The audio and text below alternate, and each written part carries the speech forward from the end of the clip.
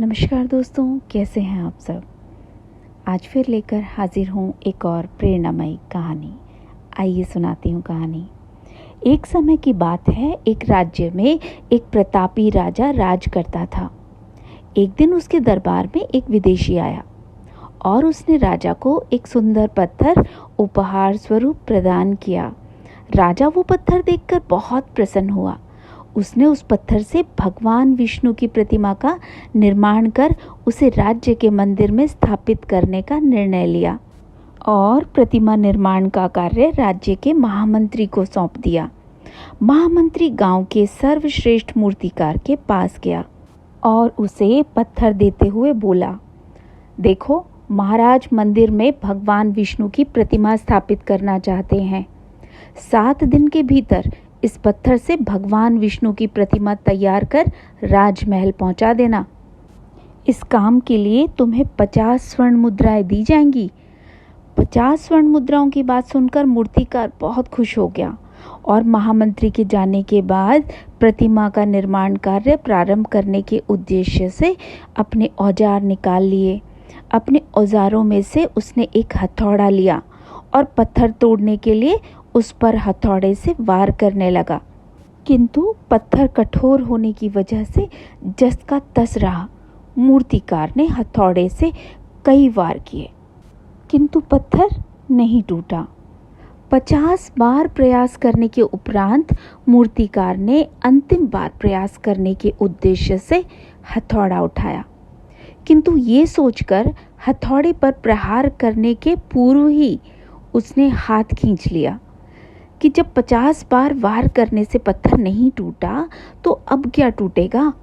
वह पत्थर लेकर वापस महामंत्री के पास गया और उसे ये कहकर वापस कराया कि इस पत्थर को तोड़ना तो नामुमकिन है, इसलिए इससे भगवान विष्णु की प्रतिमा नहीं बन सकती।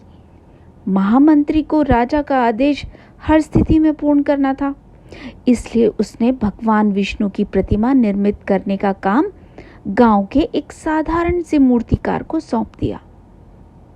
पत्थर लेकर मूर्तिकार ने महामंत्री के सामने ही उस पर हथौड़े से प्रहार किया और वो पत्थर एक बार में ही टूट गया।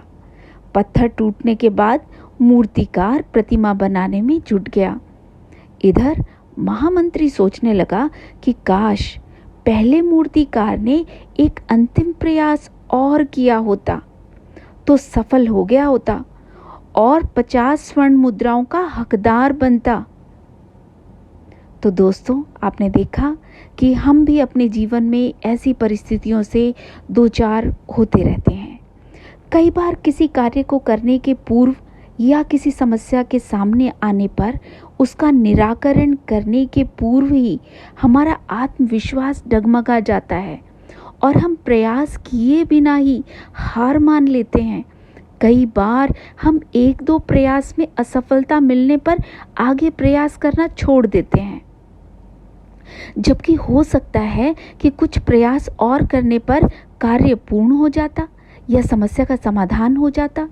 यदि जीवन में सफलता प्राप्त करनी है तो बार बार असफल होने पर भी तब तक प्रयास करना नहीं छोड़ना चाहिए जब तक सफलता नहीं मिल जाती।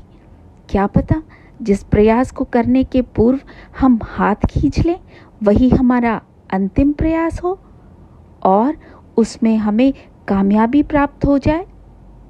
तो देखा आपने दोस्तों, अगर आपको मेरी ये कहानी पसंद आई हो तो इसे लाइक, सब्सक्राइब, शेयर करें और कमेंट करना बिल्कुल ना भूलें। तो दोस्तों, मिलते हैं फिर एक नई कहानी के साथ।